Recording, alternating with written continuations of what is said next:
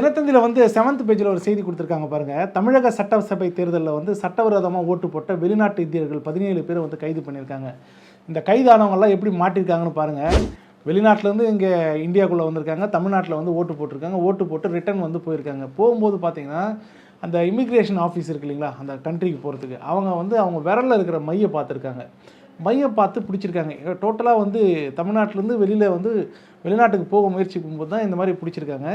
நீங்கள் எப்படி வந்து மை வச்சுருக்கீங்க, எப்படி ஓட்டு போட்டீங்க அப்படின்னு சொல்லி கேட்குறாங்க. ஏன்னா வந்தவங்க யாருமே வந்து இந்தியாவை சார்ந்தவங்க கிடையாது. இந்தியாவில் பிறந்து வளர்ந்துருந்தாலும் வெளிநாட்டில் குடியுரிமை வாங்கிட்டு அந்தந்த நாட்டு பிரஜையாக மாறிட்டாங்க. பட் அவங்க இந்த எலெக்ஷனுக்கு வந்து ஓட்டு போட்டு போயிருக்காங்க. இதை தான் வந்து மைக்ரேஷன் டிபார்ட்மெண்ட் கண்டுபிடிச்சிருக்கு. சென்னையில் மட்டும் வந்து ஒரு 17 பேரை அரெஸ்ட் பண்ணியிருக்காங்க. ஐ மீன் இந்த நபர்கள் வந்து பார்த்திங்கன்னா இலங்கைக்கு போகிறவங்களும் இருந்திருக்காங்க, ஆஸ்திரேலியா போகிறவங்களும் இருந்திருக்காங்க. இந்த மாதிரி நிறைய கண்ட்ரிக்கு போகிறவங்கள வந்து இமிக்ரேஷன் ஆஃபீஸர்ஸ் வந்து வாட்ச் பண்ணி அந்த விரலில் இருக்கிற மையை வச்சு கண்டுபிடிச்சிருக்காங்க. ஸோ இவங்க எப்படி ஓட்டு போட்டிருக்காங்க அப்படின்னு பார்த்தீங்கன்னா, இவங்களுக்கு ஏற்கனவே வந்து இங்கே வாக்களிக்கக்கூடிய உரிமை வாக்காளர் அடையாள அட்டை இருக்கு இல்லையா, அந்த அட்டையை வச்சுட்டு இவங்க போய் போட்டிருக்காங்க. இப்போ நம்மளோட கேள்வி என்னன்னாக்கா, எஸ்ஐஆர் போட்டாங்க இல்லையா, இந்த எஸ்ஐஆரில் நீக்கப்பட வேண்டிய வாக்காளர்கள் பட்டியலில் இவங்க ஏன் வரலை அப்படிங்கிற ஒரு கேள்வி வருது. அதையும் தாண்டி வெளிநாட்டு பிரதியாக நீங்கள் மாறினதுக்கு அப்புறம் தமிழ்நாட்டில் இந்தியாவில் குடியுரிமை எப்படி, அதாவது வாக்களிக்கக்கூடிய வாக்காளர் அடையாள அட்டை எப்படி பயன்படுத்த முடியும் அப்படிங்கிற ஒரு கேள்வி வைக்கிறாங்க. ஆக்சுவலாக நம்ம சட்டம் என்ன சொல்லுது அப்படின்னாக்கா, இந்தியாவில் பிறந்து இந்தியாவில் இருக்கிற மக்களுக்கு மட்டும்தான் வாக்களிக்கக்கூடிய உரிமை அப்படின்றாங்க. இந்தியாவில் பிறந்து நீங்கள் வெளிநாட்டில் போயிட்டு வேலை செஞ்சுட்டு ரிட்டர்ன் டு இந்தியா அப்படின்னா நீங்கள் வாக்களிக்கலாம். ஆனால் வேற ஒரு நாட்டில் குடியுரிமையை வாங்கி வச்சுக்கிட்டு இந்தியாவுக்குள்ளே வந்து நீங்கள் ஓட்டு அளிக்கிறது வந்து பார்த்திங்கன்னா இந்தியாவுக்கு எதிரான ஒரு செயலில் வந்து செயல்படுறீங்க அப்படின்னு சொல்லியிருக்காங்க. இதில் 17 பேர் அரெஸ்ட் பண்ணி குறிப்பாக இவங்க எங்கெங்கெல்லாம் ஓட்டு போட்டிருக்காங்க அப்படின்றத கண்டுபிடிச்சிருக்காங்க. அந்த தொகுதிக்கு உட்பட்ட போலீஸ் ஸ்டேஷனில் இவங்களை சப்மிட் பண்ணியிருக்காங்க. அங்கே இவங்க மேலே வழக்கு போட போகிறாங்க. வழக்கு போட்டது மட்டும் இல்லாமல் இந்த வழக்கு முடிகிற வரைக்கும் வெளிநாட்டுக்கு போனாலும் இந்த விசாரணைக்கு வந்து ஆஜராகணும் அப்படிங்கிற மாதிரியான ஒரு இது கிடைச்சிருக்கு. ஸோ இதில் நமக்கு என்ன தெரியுதுனாக்கா, தமிழக வெற்றி கழகம் வெற்றி பெற்றாலும் சரி, திமுக வந்து குறைந்த அளவு வாக்கு வித்தியாசத்தில் வெற்றி பெற்றாலும் சரி, ஸோ விஜய் கூட வந்து எலெக்ஷன் முடிஞ்சதுக்கு அப்புறம் வந்து பார்த்திங்கன்னா ஒரு நன்றி தெரிவிச்சிருந்தார். வெளிநாடுகளிலிருந்து தமிழக வெற்றி கழகத்துக்காக வாக்களிக்க வந்த வெளிநாட்டு மக்களுக்கும் என்னுடைய நன்றி தெரிவித்துக் கொள்கிறேன் அப்படின்னு சொல்லியிருந்தாரு. ஸோ மொத்தத்தில் இந்த மாதிரி ஓட்டு போட்டவங்கள பிடிச்சிருக்காங்க. போலீஸ் வந்து நடவடிக்கை எடுத்திருக்காங்க. அந்த செய்திக்கு முக்கியத்துவம் கொடுத்து 7th பேஜில் கொடுத்துருக்காங்க. தினமலரில் 4th பேஜில் ஒரு நியூஸ் கொடுத்துருக்காங்க பாருங்கள். கூடுதல் விலைக்கு மது விற்பதை தடுக்காத மாவட்ட மேலாளர்கள் மீது நடவடிக்கைன்னு கொடுத்துருக்காங்க. அதாவது கூடுதல் விலை வைத்து விற்கும் அனைத்து கடை பணியாளர்கள் மீதும் மிக கடுமையான ஒழுங்கு நடவடிக்கை எடுக்கப்படும். இதை தடுக்க தவறும் மாவட்ட மேலாளர்கள் மீது ஒழுங்கு நடவடிக்கை எடுக்கப்படும் அப்படின்னு சொல்லிட்டு கொடுத்துருக்காங்க. என்னன்னாக்கா, திமுக ஆட்சியிலும் சரி, அதிமுக ஆட்சியிலும் சரி, பாட்டிலுக்கு மேலே 10 ரூபா வாங்கினாங்க, அதாவது ஒரு குவார்டர் பாட்டிலுக்கு மேலே, இந்த மாதிரிலாம் வாங்கக்கூடாது. எதுக்காக கூடுதல் விற்பனை, எம்ஆர்பியில் என்ன இருக்கோ அந்த ரேட்டில் தான் வாங்கணும் அப்படின்னு சொல்லி சட்டம் இருக்குது. அரசாங்கமே என்ன சொல்லுதுன்னா, எம்ஆர்பிக்கு மேலே எந்த ஒரு நுகர்பொருள் வாங்கினாலும் அது கடுமையான தண்டனைக்குரியது தான் சொல்லிட்டு, ஆனால் அரசு மதுபான கடைகளிலே வந்து பார்த்திங்கன்னா சரக்கு விற்கும்போது எம்ஆர்பிக்கு மேலே 10 ரூபா வாங்கிட்டு இருந்த கலாச்சாரம் வந்து கடந்த திமுக ஆட்சி காலத்துலேயும் அதிமுக ஆட்சி காலத்துலையும் இருந்துச்சு. இனி வந்து எந்த ஒரு மதுபான கடைகளில் வந்து கூடுதலாக 10 ரூபா வாங்கக்கூடாது அப்படின்னு சொல்லியிருக்காங்க. குறிப்பாக வந்து இந்த மாதிரி வாங்கக்கூடிய விற்பனையாளர்கள் யாருன்னு கண்டுபிடிச்சாங்கன்னா அவங்க மேலே நடவடிக்கை இருக்குமே தவிர, அதையும் தாண்டி இன்னொருத்தர் மேலே நடவடிக்கை எடுப்பான் அப்படின்னு சொல்லிட்டு டாஸ்மாக் மேலாளர் சொல்லியிருக்காரு. என்னன்னாக்கா, அந்தந்த மாவட்டத்துக்கு ஒரு மேலாளர் இருக்கீங்களே, அதெல்லாம் நீங்கள் கண்காணிக்கணும் இல்லையா? ஸோ கண்காணிக்காமல் தவறிட்டீங்கன்னா உங்கள் மேலே கடுமையான நடவடிக்கை எடுக்கப்படும் அப்படின்னு சொல்லியிருக்காங்க. ஒட்டுமொத்தமாக இந்த தமிழ்நாட்டில் அந்த 10 ரூபா கலாச்சாரம் அப்படிங்கிற ஒயின் ஷாப் கலாச்சாரத்தை முற்றுப்புள்ளி வைக்கிறதுக்கு தமிழகத்தில் புதுசாக ஆட்சி பொறுப்பு ஏற்றிருக்கக்கூடிய முதலமைச்சர் விஜய் அரசாங்கம் முன்னெடுத்துட்டு தான் போயிட்டுருக்கு அப்படின்றத இந்த செய்தியில் பார்க்க முடியுது. ஒட்டுமொத்த குடிமக்களும் வந்து பார்த்திங்கன்னா இந்த விஷயத்துக்கு வந்து வரவேற்பு தெரிவிச்சிருக்காங்க அப்படிங்கிற செய்தி தான் வந்து 4th பேஜில் கொடுத்துருக்காங்க. தினமலரில் 5th பேஜில் ஒரு செய்தி கொடுத்துருக்காங்க. அதாவது தமிழ்நாட்டு வரலாற்றில் காமராஜருக்கு அப்புறம் இப்படி ஒரு சம்பவம் நடந்திருக்கு அப்படின்னு தான் சொல்ல முடியும். என்ன போட்டிருக்காங்க பாருங்கள். அமைச்சர்களின் அலுவலகங்களில் பணிபுரிய ஆர்வம், அரசு அதிகாரிகள் ஊழியர்கள் 10,000 பேர் மனு கொடுத்துருக்காங்க. முன்னெல்லாம் வந்து திமுக அதிமுக ஆட்சியில் இருந்தால் இந்த கவர்மெண்ட் ஆஃபீஸில் வேலை பார்க்கணும், அதாவது அமைச்சர்கள்கிட்ட வேலை பார்க்கணும் அப்படின்னாக்கா ரொம்ப கஷ்டப்படுவாங்க. என்னன்னாக்கா எந்த மாதிரி வேலை வைப்பாங்க, என்ன பண்ணுவாங்க அப்படின்னு சொல்லிட்டு தெரியவே தெரியாது. மேக்ஸிமம் ஃப்ளெக்சபுளாக இருக்கக்கூடிய பர்சன்ஸ் தான் அதுக்கு வந்து மனு போடுவாங்க. அதாவது அமைச்சர் என்ன சொன்னாலும் கேட்டுக்கிட்டு அவங்க மூலமாக ஏதாவது ஆதாயம் கிடைக்குமா அப்படிங்கிற நோக்கத்தில் போகிறவங்களுக்கு மட்டும்தான் அந்த இடத்துல வந்து வேலை பார்த்துட்டு இருந்தாங்க. ஆனால் இப்போது விஜயோட ஆட்சி அமைஞ்சதுக்கப்புறம் பார்த்திங்கன்னா இந்த அமைச்சருடைய அலுவலகங்களில் பணிபெயர்றதுக்கு வந்து பார்த்திங்கன்னா ஒரு 10,000 பேர் மனு போட்டிருக்காங்கன்னு சொல்கிறாங்க. அது குறிப்பாக குறிப்பாக என்ன சொல்கிறாங்கன்னா இது வந்து பொது நிறுவனம் அப்படின்னு சொல்லிட்டு மென்ஷன் பண்ணுறாங்க. மற்ற துறைகளில் இருக்கிறவங்களுக்கு வந்து பார்த்திங்கன்னா அமைச்சருடைய ஆஃபீஸில் அந்த ஆஃபீஸ் அசிஸ்டண்ட்லேருந்து கொஞ்சம் 13 கட்ட லெவலில் வந்து பார்த்திங்கன்னா அதிகாரிகள் வந்து நியமிக்கிறாங்களாம். இந்த மாதிரியான வேலைக்கு தான் இப்போ இந்த 10,000 பேர் மொத்தமே வந்து பார்த்திங்கன்னா 33 துறை அமைச்சர்களும் என்ன வருவாங்க. அந்த அமைச்சரோடைய அலுவலகத்தில் வேலை பார்க்குறதுக்கு 10,000 பேர் இதுதான் ஃபஸ்ட் டைம் வந்து இப்போ பெட்டிஷன் கொடுத்துருக்காங்க எம்ப்ளாயிஸ். நாங்கள் வந்து வேலை பார்க்குறோம் சார் அமைச்சர்கிட்ட. ஸோ அந்த அளவுக்கு ஆர்வமாக காட்டுறதை பார்த்தா நல்ல வேலை செய்யணும் அப்படிங்கிற ஒரு ஆர்வத்தில் தான் இவங்க மனு பண்ணியிருக்காங்கன்ற மாதிரி கொடுத்துருக்காங்க. ஏற்கனவே சிஎம்மோட ஆஃபீஸில் வந்து 13 பேரை நியமிச்சிட்டாங்க அந்த அலுவலக பணிகளை மேற்கொள்கிறதுக்கு. இதில் வந்து துணை சிஎஸ்லேருந்து சம் பேரெல்லாம் மென்ஷன் பண்ணியிருக்காங்க. ஸோ இவங்க பொறுத்த வரைக்கும் என்ன சொல்கிறாங்க அப்படின்னாக்கா இது வந்து தமிழ்நாட்டில் வித்தியாசமான முறையாக இருக்குது. விஜயோட ஆட்சியில் வந்து வேலை செய்கிறதுக்கு அதிகாரிகள் இன்ட்ரெஸ்ட் எடுத்து வராங்க, ஊழியர்கள் இன்ட்ரெஸ்ட் வராங்கன்ற மாதிரி தான் இந்த செய்தி கொடுத்துருக்காங்க. தினமலரில் 6th பேஜில் ஒரு செய்தி வச்சுருக்காங்க பாருங்கள். இபிஎஸ்ஐ நீக்க திட்டம் மாவட்ட செயலாளர்களிடம் சண்முகம் தரப்பு பேச்சு அப்படின்னு போட்டிருக்காங்க. உள்ள என்னடானாக்கா ஏற்கனவே இபிஎஸ்க்கு எதிராக போர்க்கொடி தூக்கிட்டு ஒரு 26 பேர் சுற்றிட்டு இருந்தாங்க. மாவட்ட செயலாளர்கள், கழக அமைப்பு செயலாளர்கள், எம்எல்ஏக்கள், முன்னாள் அமைச்சர்கள் இந்த மாதிரி எல்லாமே சுற்றிக்கிட்டு இருந்தாங்க. ஒரே நைட்டில் வந்து இபிஎஸ் வந்து அத்தனை பேர் கட்சி விட்டு நீக்கிறேன்னு சொல்லிட்டு நீக்கிட்டாங்க.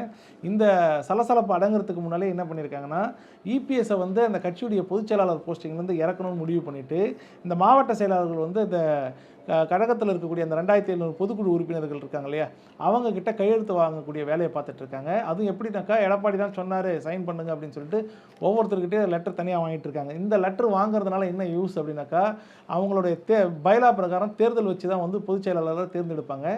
அம்மையார் ஜெயலலிதாவும் சரி, அதுக்கு முன்னே இருந்த எம்ஜிஆரும் சரி, ஒரு மனதமாக எல்லாருமே வந்து அவரை தேர்ந்தெடுத்து தான் வச்சுருந்தாங்க. அந்த பைலாவோட ரூல் அந்த மாதிரி.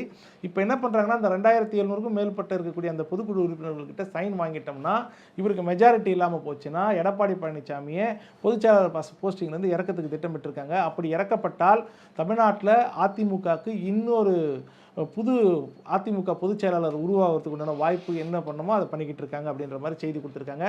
ஒட்டு மொத்தமாக இந்த தேர்தலுக்கு பிறகு அதிமுக அப்படிங்கிற ஒரு கட்சி தன்னுடைய இடத்துல இருந்து ரொம்ப சரிந்து கீழ் மட்டத்துக்கு போயிட்டு இருக்கிறது தான் பார்த்துட்டு இருக்க முடியும். ஸோ அதுக்கு முக்கியத்துவம் கொடுத்து 6th பேஜில் அந்த செய்தி வச்சுருக்காங்க. அதே தினமலர் 6th பேஜில் ஒரு செய்தி கொடுத்துருக்காங்க பாருங்கள். தமிழக அரசியலை தீர்மானிக்கும் சக்தியாக லாட்டரி மார்ட்டின் குடும்பம், புதுச்சேரியில் அமைச்சரவை அமைப்பதில் சிக்கல். இதில் என்ன சொல்கிறாங்க அப்படின்னாக்கா ஒட்டுமொத்த தமிழ்நாடு பாண்டிச்சேரியுடைய அரசியலை நிர்ணயிக்கக்கூடிய சக்தியாக லாட்டரி வியாபாரி மார்ட்டினோட ஃபேமிலி இறங்கியிருக்கு அப்படின்னு சொல்லி செய்தி கொடுத்துருக்காங்க. ஒரு பக்கம் பார்த்தீங்கன்னா இதில் வந்து அதிமுக கட்சியில் வந்து லால்குடியில் வந்து போட்டிட்டாங்க. யாருனாக்கா மார்ட்டினுடைய மனைவி லீமா ரோஸ் போட்டிட்டு ஜெயிச்சாங்க. ஓகே, இப்போது அதிமுகவில் பொதுச் செயலாளர் எடப்பாடி பழனிசாமிக்கு எதிராக வந்து போர்க்கொடி தூக்கிட்டு ஒரு டீமே வெளியே வந்திருக்கு, ஒரு 25 பேர். அந்த டீமுக்கு லீட் பண்ணுறதே இவங்க தான் அப்படிங்கிற மாதிரி சொல்லிட்டு இருக்காங்க. இது ஒரு பக்கம் போயிட்டு இருந்தாலும் இப்போ ப்ரெசென்ட் கவர்மெண்ட் ஃபார்ம் ஆயிருக்கு இல்லையா, விஜய் அவர்களுடைய கவர்மெண்ட், அந்த கவர்மெண்ட்டில் முக்கிய அமைச்சராக இருக்கிறவர் வந்து பார்த்திங்கன்னா ஆதவர்ஜுனா. அது யாருன்னு பார்த்தா நம்ம மார்ட்டினுடைய மருமகன். இந்த பக்கம் கவர்மெண்ட்டும் ஃபார்ம் பண்ணிக்கிட்டாங்க. இன்னொரு கட்சியை கையகப்படுத்தக்கூடிய வேலையும் பார்த்துட்டு இருக்காங்க. சரி, இதுதான் நடக்குது அப்படின்னு பார்த்தா பாண்டிச்சேரியில் ஒரு பிரச்சனையை கிளப்பி விட்டுருக்காங்க பாருங்கள். பாண்டிச்சேரியில் வந்து என்ஆர் காங்கிரஸோட அலையன்ஸ் பார்த்திங்கன்னா பிஜேபியும் என்ஆர் காங்கிரஸ், அதுக்கப்புறம் அந்த புதுசாக அந்த மார்ட்டினுடைய பையன் ஒரு கட்சி ஆரம்பித்தார். அந்த கட்சியும் வந்து சார்லஸ் மார்ட்டினோட கட்சியும் வந்து அங்கே ஆதரவு கொடுத்து காமராஜ் நகர் தொகுதியில் வந்து ஜெயிச்சிருக்காரு. இப்போ அவரு ஒரு வகையான ப்ரெஷரை கொடுத்துட்ருக்காரு, அமைச்சரவையில் எனக்கும் இடம் வேணும்னு சொல்லிட்டு. ஒரு பயங்கரமான குடைச்சலுக்கு நடுவில் வந்து பார்த்திங்கன்னா நேற்று முதலமைச்சராக வந்து பொறுப்பேற்றுக்கிட்டார் அங்கே என்ஆர் காங்கிரஸில். அதுக்கப்புறம் அமைச்சரவையில் வந்து பாஜகவுக்கு ஒரே ஒரு சீட்டு தான் கொடுத்துருக்காங்க. அவங்க கேட்டது 2+1 கேட்டிருந்தாங்க. பட் அது ஒன்று நிறுத்தி வச்சுருக்காங்க.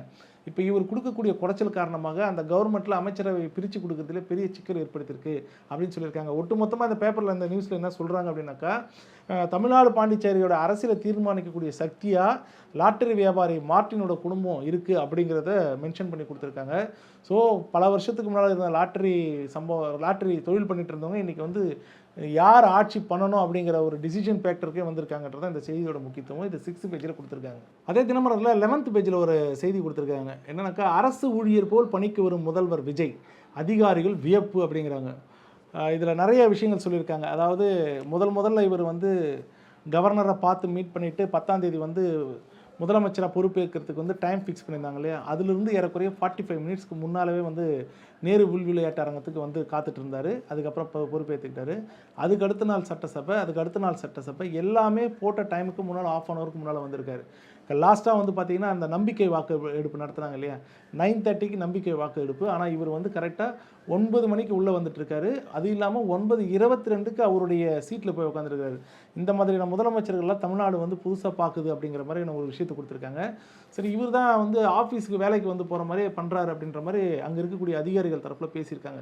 எப்படின்னாக்கா, ஒரு கவர்மெண்ட் எம்ப்ளாய் எப்படி வருவார், காலைல 10 மணிக்கு ஆஃபீஸ்க்கு வந்துட்டு ஈவினிங் 5 o'clock வந்து வீட்டுக்கு போகிறது. இதை வந்து வழக்கமாக வச்சுட்டு இருக்கிற ஃபார்முலாவை இப்போ கையில் எடுத்திருக்கிறார் விஜய். இந்த மாதிரி முதலமைச்சர்கள் யாராவது இருந்திருக்காங்கன்னா, நமக்கு தெரிஞ்சு என் வயசுக்கு நான் பார்த்தது கிடையாது. இருந்தாலும் இவர் இன்னொரு விஷயத்தையும் பண்ணியிருக்கிறாரு. அவர் முதலமைச்சர் நினைச்சாருன்னா அவருக்கு தேவையான சாப்பாடு வந்து எங்கே வேணாலும் சாப்பிட முடியும். ஆனால் இவர் வந்து வீட்டிலேருந்து கிளம்பி வரும்போது டிஃபன் பாக்ஸ் எடுத்துகிட்டு வராருங்களாங்க, மதிய லஞ்சு. அந்த லஞ்சை எடுத்துகிட்டு வந்து சாப்பிட்டு அங்கேயே டியூட்டி பார்த்து முடிச்சுட்டு அதுக்கப்புறம் தான் வந்து ஈவினிங் வந்து 4 இல்லை 5 மணிக்கு கிளம்பி போகிறாரு அப்படிங்கிற ஒரு செய்திக்கு முக்கியத்துவம் கொடுத்து இவங்க 11th பேஜில் வந்து விஜயை பாராட்டி ரொம்ப வித்தியாசமான ஒரு செய்தி எழுதியிருக்காங்க. தினமணியில் 9th பேஜில் ஒரு செய்தி கொடுத்துருக்காங்க பாருங்கள். தேர்தல் தோல்விக்கு பொறுப்பேற்கிறேன், திமுக தலைவர் ஸ்டாலின் பேச்சு அப்படின்றாங்க. நேற்று வந்து திமுகவுடைய தலைமை அலுவலகத்தில் அறிவாலயத்தில் வந்து மாவட்ட செயலாளருடைய ஆலோசனை கூட்டம் நடந்துச்சு. இதில் வந்து முன்னாள் முதலமைச்சர் ஸ்டாலின் பங்கேற்ற போது அவரோட உரை வந்து ரொம்ப இன்ட்ரெஸ்டிங்காக இருந்துச்சு. எல்லாரும் பார்த்து விரும்பக்கூடிய அளவுக்கு பேசியிருக்காரு. என்னன்னாக்கா, இந்த தோல்விக்கு இவங்க தான் காரணம், அவங்க தான் காரணம் யாரையும் சொல்லாமல், இந்த தோல்விக்கு ஒட்டுமொத்தமாக நானே பொறுப்பேற்றுக்கிறேன், என் மேலே தான் தப்பு இருக்குது அப்படின்னு முழுசாக ஏற்றுக்கிட்டாரு. அது மட்டும் இல்லாமல் கட்சி நிர்வாகிங்கிட்டையும் சரி என்ன சொல்கிறாரு அப்படின்னா, உன்னால தான் இந்த இடத்துல ஓட்டு கம்மியாச்சு, உன்னால தான் இந்த அமைச்சர் தோத்தாரு, இவரால் தான் அந்த அமைச்சர் தோத்தாரு, அந்த மாதிரி யாரையும் குறை சொல்லிக்காதீங்க, இதுக்கு முழுக்க காரணம் நானே பொறுப்பேற்றுக்கிறேன் அப்படிங்கிற மாதிரி சொல்லியிருக்காரு. இப்போ நாம் களத்தில் பாடம் வந்து கற்றுக்கிட்டு இருக்கோம். தோல்விங்கிறது திமுகவுக்கு நிலையானது கிடையாது, அடுத்து வெற்றி நோக்கி நம்ம பயணிப்போம் அப்படிங்கிற மாதிரியான விஷயத்தெல்லாம் சொல்லி முடிச்சிருக்கிறாரு. அது சொல்லி முடிச்சதுக்கப்புறம் ஒரு முக்கியமான விஷயம் சொல்லியிருக்காரு. என்னன்னாக்கா, இந்த கட்சியில் வந்து மிகப்பெரிய மாற்றத்தை ஏற்படுத்த போகிறேன் அப்படின்னு இருக்கிறாரு. அதாவது என்னன்னாக்கா, யங்ஸ்டர்ஸை கொண்டு வரதுக்கு திட்டமிட்டிருக்காரா என்னன்னு தெரியல. பழைய மாவட்ட செயலாளர், பழைய அமைச்சர்கள் வந்து தொடர்ந்து நீடிக்கிறதுனால கட்சிக்கு வந்து மக்கள்கிட்ட வந்து பெரிய அளவில் வந்து நன்மதிப்பு இல்லை அப்படிங்கிற மாதிரி ஏதோ தீர்மானிச்சிருக்கிறாரு. ஸோ கூடிய சீக்கிரத்தில் திமுகவில் பெரிய மாற்றத்தை வந்து ஏற்படுத்துறேன்னு சொல்லியிருக்கிறாரு. அதே நேரத்தில் நேற்று கழக உடன்பிறப்புகள் கிட்ட வந்து சில ஸ்பீச் கொடுத்துருந்தாரு. இந்த கட்சியை வந்து வலுப்படுத்துறதுக்கு கடைசி அடிமட்ட தொண்டன் என்ன நினைக்கிறான்றதை நீங்கள் வீடியோவோ இல்லை லெட்டரோ இல்லை ஸ்கிரிப்டோ ஏதாவது போடுங்க, நான் அதை கன்சிடர் பண்ணி அதுக்கு என்ன தகுந்த மாதிரி மாற்ற முடியும் அப்படிங்கிறத நான் என்னை மாற்றிக்கிறேன் அப்படின்னு சொல்லிட்டு கழக உடன்பிறப்புக்கு வந்து ஒரு வீடியோ வெளியிட்டிருந்தார். ஸோ இந்த செய்திக்கு முக்கியத்துவம் கொடுத்து வந்து 9th பேஜில் தினமணியில் கொடுத்துருக்காங்க. தினகரனில் ஃப்ரண்ட் பேஜில் ஒரு நியூஸ் கொடுத்துருக்குறாங்க. அதாவது ஒரு நியூஸை கொடுக்கலாம், இது எப்படி கொடுக்கணுன்றது தினகரன் யோசித்து தான் கொடுக்கணும். அதாவது திமுக அரசு 1.33 கோடி பெண்களுக்கு வழங்கிய மகளிர் உரிமை தொகை ரூபாய் 1000 இன்று வராது அப்படின்னு டைட்டில் கொடுத்துட்டாரு. இன்றைக்கி என்ன டேட்டு 15. விஜய் அரசு கைவிரிப்பான், மக்கள் அதிர்ச்சியான், தேர்தல் அறிக்கையில் சொன்னபடி 2500 ரூபாய் எப்போது தருவார் அப்படின்னு டைட்டில் வச்சு ஃப்ரண்ட் பேஜில் கொடுத்தது மட்டும் இல்லாமல் இதோட கண்டினியூட்டி வந்து 4th பேஜிலும் கொடுத்துருக்குறாங்க.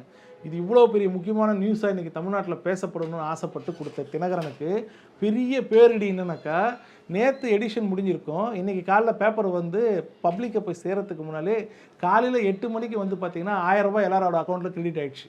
அந்த 1,31,00,000 பேருடைய அக்கௌண்ட்டில் கிரெடிட் ஆகிடுச்சு. இதில் மொக்க வாங்கினது என்ன பெரிய விஷயம்னாக்கா, இதை போய் ஒரு ஹெட்லைனாக கொடுத்து ஆளும் அரசு இருக்கக்கூடிய விஜயோட கவர்மெண்ட்டை காலி பண்ணணும்னு நினச்சி தினகரன் ட்ரை பண்ணியிருக்கு, பட் முடியல. அதாவது operation success but patient dead, அந்த மாதிரி தான் இந்த ஃப்ரண்ட் பேஜோட செய்தி செத்து போகிற செய்தியாக மாறி இருக்கு.